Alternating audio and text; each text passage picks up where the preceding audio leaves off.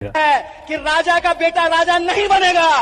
लोकतंत्र में वोट से तय होगा कि हमारा शासक कौन बनेगा, और यह जो लोकतंत्र है, यह लोकतंत्र ही भारत की बुनियाद। बात तो तेरी सही है मेरे पंचर बेटे, लेकिन मुझे लगता है कि तेरे इसी बयान के चलते तुझे मंच से ढकेल दिया गया, धक्के मारकर उतार दिया गया, क्योंकि दोनों राजा के ही बेटे थे और राजा का बेटा ही राज करेगा, ऐसी उनकी मानसिकता है। अच्छा, तुम लोग जब तक उनकी चमचागिरी करोगे तब तक तुम लोग पार्टी में रहोगे, ना तो खदेड़ दिए जाओगे, जैसे यहाँ से जूते मारकर उतार दिए गए थे। दोनों सोने का चम्मच लेकर पैदा हुए थे हाथों में, और तू किस खेत की मूली है? बल तो ये जान लीजिए कि हम उस दिन बिहार के मतदाताओं के अधिकार की रक्षा के लिए सड़क पर उतरने के लिए आए थे, ट्रक पर चढ़ने के लिए नहीं आए थे। जहां ट्रक पर चढ़ने और उतरने का सवाल है, ये मुद्दा नहीं है। ये बिना आप चढ़े थे कि नहीं चढ़े थे? नहीं, मतलब क्या जरूरी है ये बताइए। कोई जरूरी तो जरूरी है बचवा, जरूरी है। अब तू बेइज्जत हो ही चुका है तो बहाना मारना चालू कर दिया है। एक बात तुम अपना पिछवाड़ा खोलकर सुन लो। सपा से अखिलेश मियां, आरजेडी से भटूरा और कांग्रेस एंड कंपनी से अपने पप्पू मियां, इनके आगे जो भी आने की कोशिश करेगा खदेड़ दिया जाएगा, चच्चा हो या फिर भैया ही क्यों ना हो। अच्छा। इस देश में जाति व्यवस्था समाप्त कर देनी चाहिए। ये बिल पास कर देना चाहिए। समय आ गया भारत में जाति के आधार पे ना किसी को प्रिविलेज मिले ना किसी का अपमान हो। ये दोनों चीजें खत्म करने का समय आ गया। देखते हैं कितने लोग समर्थन करते हैं। यूनिफॉर्म सिविल कोड की बात चल रही है, उसी से जुड़े दोनों सवाल थे। ठीक है, उसका समर्थन करोगे? यूनिफॉर्म सिविल कोड इस देश के साथ बहुत सब चीजें जुड़ी हुई हैं। जैसे आपने कहा कि आपके नाम के साथ अभी मुझे चंद्रशेखर कह रहे थे कि मैं ये बिल लाने वाला हूं कि हर आदमी एक जात पात खत्म कर दिया जाए, सब बराबर कर दिया जाए। अब इस देश में दंड विधान अगर एक है, ठीक है, तो फिर बाकी चीजें क्यों समान ना की जाए? बहुत अच्छी बात है, मगर आप ही की बात तो करो। ये तो आपके थॉट में जा रहा है। फिर वही बात, मीठा मीठा गप गप तीखा तीखा थूक थूक। कॉन्स्टिट्यूशन सभी को धार्मिक आजादी देता है, आप उसको छीनना चाहते हैं, बस यही तो बात है। कैसे भाई यूनिफॉर्म सिविल कोड के जरिए आप उसको छीनना चाहते हैं? मतलब अगर मेरा नाम शुभंकर है, हाँ। मैं इससे सवाल पूछ रहा हूं, जिसको लेकर राइट आते हैं, आपको कैसे लगा छीनना चाहते हैं? दंड विधान तो एक ही है। अगर जीवन जीने की पद्धति भी एक तरह से कर दी जाए, मतलब जो नियम आप अपने हिसाब से लोगों की जीवन पद्धति करना चाहते हैं, तो फिर आप क्या कौन सी फिर आप मेरी बात तो अगर आप इस देश को धर्म के आधार पर नहीं जोड़ पा रहे हो कि सारे धार्मिक लोगों के लिए एक नियम कायदे कानून हो, तो फिर आप कैसे ये उम्मीद कर रहे हो कि जो आप प्रपोजल दे रहे थे कि सभी जातियों को गायब कर दिया जाए, क्योंकि आपका प्रपोजल चंद्रशेखर ने इसी शो पे कहा कि मैं ये प्रपोजल दे रहा हूं कि सारी जातियां खत्म कर दी जाए। अगर आप धार्मिक आधार पर डाइविजन नहीं कर पा रहे हो तो जातिगत आधार पर कैसे करोगे? फिर मैं आपको फिर यही कह रहा हूं, मैं मुसलमानों की जातियां खत्म करने को आपसे नहीं कह रहा हूं, मैं सिखों में अगर कोई कास्ट स्ट्रक्चर है उसको खत्म करने को नहीं कह रहा हूं। जिस व्यवस्था में खामियां उसी को दूर करने के बाद। इसको सुनने के बाद इसका मकसद, इसकी मानसिकता अगर आप लोग नहीं समझ पाए तो आप लोगों को जो आरक्षण मिला है वो सब बेकार है। ये बड़ी अच्छी बात कही आप, क्योंकि आप लोग कुछ भी नहीं समझ पाए। आज ये क्या है, कल क्या बनेगा, केवल और केवल मुल्लों का नेता। जोर जोर से बोल के लोगों को स्कीमें बता दे। क्योंकि बाबा साहब और रोड छाप नीलांडू गैंग से इसका कुछ लेना देना नहीं है। बस ये बाबा साहब के नाम पर, नीलांडुओं के नाम पर अपनी राजनीति को चमकाना चाहता। हमारे यहाँ ऐसा ही होता है। तो राम जी के ना कर दे, तो राम जी गलत ना रहले, रामो जी गलत हो जी, हनुमान जी गलत हो जी, रामो जी गलत हो जी, हनुमान जी गलत। अरे मेरे नचनिया वाले मुन्ना, पहले तू ही साबित कर ले कि आखिर तेरा बाप है कौन, फिर हनुमान जी को, राम जी को गलत साबित कर। अगर कोई मेरा बाप बना तो सिर्फ विकास भैया और मेरे पावर स्टार पवन भैया। एक तो समझिए कि इन्होंने मुझे पैदा ही किया। मेरे पवन भैया का तो ये पवन सिंह बाद में है, सबसे पहले मेरे पिता समान है ये। और भैया उस पिता को पैर छू रहा हूँ, माननीय पिता लालू प्रसाद। यही होता है असली मौका परस्त इंसान। इसको जहां जिससे फायदा मिला उसको ही अपना बाप बना लिया, और यही हाल है इसकी बेगम का।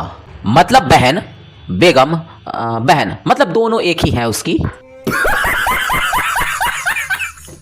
के लोग से बोल दिए कि आप लोग तो बाहरी से हैं, तो क्या ही रह गया है। मेरे तो बस चले तो कभी छपरा न जाए। छपरा के लोग ने सवाल किया है आप लोग बाहरी के हैं, लंदन अमेरिका, लंदन विदेशी हैं हम लोग। नहीं, कहीं और से लोग बात किए होते ना ये कि आप लोग बाहरी से हैं। नारे भौजी, असल में तू समझी ही नहीं। छपरा वाले कंफ्यूज हैं तुम दोनों का कल्चर देखकर, क्योंकि छपरा में बीबी को बीबी ही बोलते और बहन बहन ही होती। लेकिन तुम दोनों ने मिलकर वो वाली हरकत की थी ना, उसी को लोग देखकर कंफ्यूज हैं।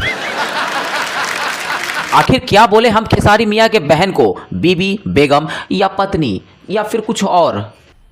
मजा आया। राम मंदिर पे क्या बोला था? मैंने यही बोली थी कि राम मंदिर बनाइए आप, बट ये जितने लोग एनडीए के नेता हैं इनसे ये पूछिएगा कि कौन सा ऐसा आदमी है जो मंदिर में पढ़कर देश चला रहा है और समाज को चला रहा है। मंदिर में पूजा हो सकती है, मंदिर में जिंदगी नहीं होती। जिंदगी कहीं ना कहीं मुझे लगता है कि शिक्षा में होती है, कॉलेज में। यही बात मेरे बकलोल मियाँ तुझे ज्यादा समझने की जरूरत है कि मंदिर से पढ़कर कोई डॉक्टर नहीं बनता, मंदिर में किसी का इलाज नहीं होता। मेरे मियाँ जी ये दोनों अलग अलग सब्जेक्ट हैं, मंदिर और हॉस्पिटल दोनों अलग चीज हैं। हाँ, मंदिर से हजारों हॉस्पिटल कॉलेज खोले जा सकते हैं, सॉरी चल रहे हैं, लेकिन किसी हॉस्पिटल या कॉलेज से मंदिर नहीं चलता। और अब तू सुन असल में तुमने क्या बोला था। तो चलिए शुरू करते हैं। राम मंदिर की जगह पे काश एक हॉस्पिटल बन जाता तो उसमें मुसलमान का भी इलाज होता और एक हिंदू का भी इलाज होता। Wake up to reality.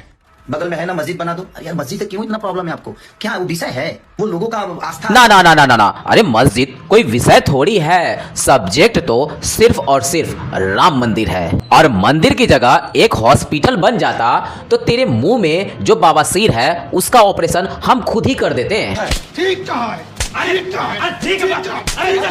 अरे मेरे जाहिल प्रेमी, तू ऐसे भी तो बोल सकता था कि राम मंदिर बन रहा बहुत अच्छी बात है और हमारी सरकार आई तो हम अयोध्या में एक हॉस्पिटल और कॉलेज भी खुलवा देंगे।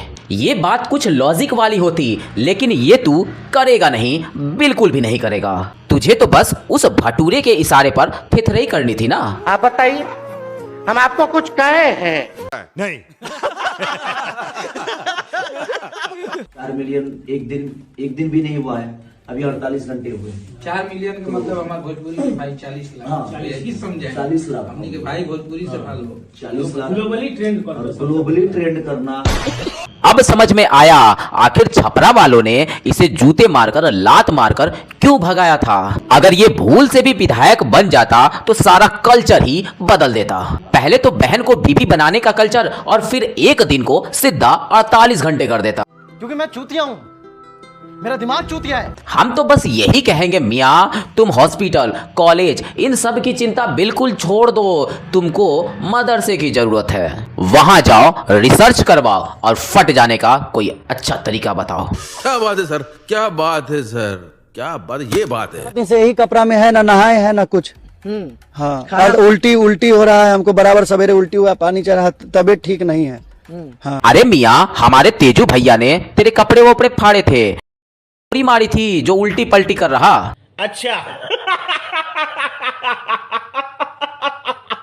असल में दोस्तों इस चमचे का नाम अविनाश यादव है और आप सभी ने देखा होगा कि बिहार चुनाव के दौरान ये वाला चमचा हमारे तेजू भैया के साथ कैसे चिपका रहता था। लेकिन भाई नेता तो नेता ही होता है, उस पर से चुनाव हार गया हो और चारा स्पेशलिस्ट पार्टी से हो तो लात तो मारेगा ही। और सुनने में आ रहा है कि इसके पिछवाड़े को भी जम कर लिया गया है। वहां भी मारा। इन्फॉर्मेशन है ये जो जिस फिल्म की बात करें लियारी वाली, सुना है कि इसकी स्क्रिप्टिंग जो है नरेंद्र मोदी ने खुद जो है ना वो वेट किया और अप्रूव किया, ये इतना। और तभी उसमें से को काट नहीं सका, 3.5 घंटे की होगी वो। 3.5 मोदी ने लिखी है तो कटेगा कौन? अरे मेरे पप्पू मियाँ से रिक्वेस्ट करा लेते मेरे पोरकियो, क्योंकि तुम्हारी और पप्पू एंड कंपनी की सोच जो है एकदम से मिलती जुलती है। बात तो सही है। हाँ, इसका कारण नरेंद्र मोदी है। और जहां तक धुरंधर मूवी के स्क्रिप्ट का जो मामला है तो चलो मान लिए धुरंधर मूवी का जो स्क्रिप्ट था मोदी जी ने लिखा था, लेकिन सोचो जरा अगर यही वाली स्क्रिप्ट अपने योगी बाबा लिख देते तो तुम सारे पोरकियों को सुबह सुबह शौच जाने के लिए 1000 बार सोचना पड़ता। क्योंकि भाई बीमारी कोई सा भी हो, अपने योगी बाबा उस बीमारी को जड़ से खत्म करने में ही विश्वास रखते हैं और अपने मोदी जी केवल गर्म करके छोड़ देते हैं, आई मीन छुआ के छोड़ देते हैं। तू साला भोला दिखता है लेकिन है एकदम होशियार हो, लुच्चा। 19 दिसंबर को कोई एक बड़ा विस्फोट राजनीतिक होने वाला है, ऐसी चर्चा इस देश में चल रही है और उसका केंद्र बिंदु अमेरिका में। जब भूकंप होता है तो कोई केंद्र बिंदु होता है, तो वो केंद्र बिंदु अमेरिका में। कुछ ऐसी जानकारी सामने आने वाली है अमेरिका से। वो जानकारी सामने आने के बाद नरेंद्र मोदी सत्ता में नहीं रह सकते, इस प्रकार की चर्चा है। पृथ्वीराज चौहान जी ने भी कहा है, तो मुझे लगता है कि हम इंतजार करें। अरे मेरे रोटी राव, तू भी वही सपने दिखा दिखा कर अपने उद्धव राजा को पोपट किया है। आज तो ऐसी हालत है, जो पार्टी का सिंबल था जो कि उनके पिताजी का था, आज वो सिंबल भी उसके पास नहीं बचा। गजब बेइज्जती है। आइए अब थोड़ा पार्टी के वारिस पर भी नजर डाल लेते हैं। काफी सारी जो घोषणाएं की है भाजपा सरकार ने, जैसे राज्य सरकार के चुनाव के पहले उन्होंने घोषणा की थी कि लाड़की बहन इस योजना में 2500 से ज्यादा बढ़ाकर वो 2100 रुपए देने वाले थे। 2500 से ज्यादा बढ़ाकर वो 2100 रुपए देने। असल में इस वक्त वारिसों में टक्कर चल रही है कि किसका वारिस जनता को ज्यादा मनोरंजन करवा सकती है। असल में पप्पू, अखिलेश मियां और भटूरा अंकल मिलकर कंपटीशन खेल रहे हैं कि आखिर कौन बनेगा बड़ा वाला पप्पू। लेकिन सभी के सभी अपने राहुल पप्पू से हार जाते हैं, क्योंकि अपना पप्पू तो पप्पू ही है। देखिए, ये जो नाम बदलने का काम है ये भारतीय जनता पार्टी कर ही रही है। उसके अलावा खाली ये नाम नहीं बदला गया है।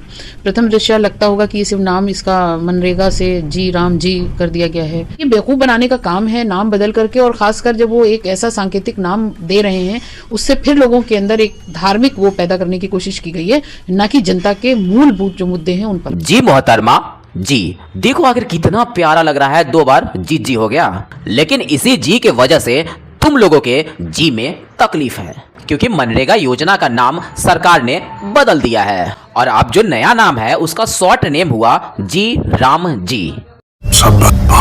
अब यही जो राम जी के आगे जी और पीछे जो जी लगा है, इसी जी पर इन लोगों की फटी पड़ी है। वैसे हम तो सरकार से यही निवेदन करेंगे, ये जो फ्री वाला राशन मिल रहा इसका नाम भी बदलकर श्री राम अन्नदान योजना कर देना चाहिए। फिर जिसको तकलीफ होगी, जिसकी फटकर 74, 75, 76 होगी, वो राशन लेने नहीं जाएगा। ये तो लेटेस्ट न्यूज है। नहीं राजकुमार भाटी अब जीराम जी के फुल फॉर्म में लॉजिक ढूंढ रहे थे। इनसे पूछिए इंडिया गठबंधन के नाम में कौन सा लॉजिक था। अब ये समझा दीजिए आप राजकुमार भाटी जी, पब्लिक का सवाल। इंडिया गठबंधन के उसमें नाम फुल फॉर्म बता दीजिए ना। इंडियन फुल फॉर्म बता। National alliance for initiative development. घंटा नहीं हो गई? नहीं सर, ये नाम नहीं है। फिर से गूगल सर्च कर लीजिए।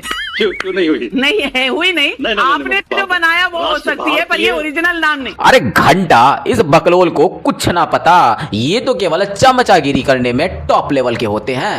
जिस राह पे तुम चल रहे हो एक दिन पूरी तरह फंसोगे। दोस्तों तो कैसी लगी आज की वीडियो और आप इस चैनल पर कहां से जुड़े हैं हमें कमेंट बॉक्स में रिप्लाई करना बिल्कुल भी ना भूलें। वीडियो अंत तक देखा तो उम्मीद करता हूं कि पसंद तो जरूर आई होगी, इसलिए लाइक करें और अपने दोस्तों के साथ शेयर करना बिल्कुल भी ना भूलें। तो मिलते हैं आने वाले नए वीडियो के साथ, तब तक के लिए जय हिंद, जय भारत, वंदे मातरम।